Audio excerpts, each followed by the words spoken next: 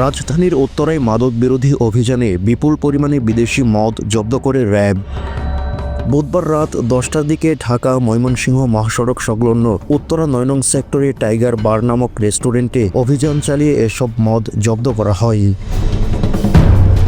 আমরা প্রায় 1-2 সপ্তাহ যাবত এরকম তথ্য পাচ্ছিলাম, যেটা আমরা একটু নিশ্চিত করার চেষ্টা করছিলাম। তো প্রথমে বার ব্যবসা বা মাদক, বিদেশি মাদক রাখার ক্ষেত্রে কিছু নীতি নির্ধারণ করা আছে দেশের আইন অনুযায়ী। ফরেন লিকুইড আনলে সেটা চালান থাকতে হবে, সেটার ব্যবহারের জন্য লাইসেন্স থাকতে হবে, কি পরিমাণ বিপণন করা যাবে সেটারও একটা পরিমাণ থাকে। তো আমরা এসব কোনো ডকুমেন্ট এখানে সরেজমিনে আসার পরে পাইনি। তো তাদের সোর্স থেকে এখন আমরা যেটা বলছি আমরা জব্দ করে আমরা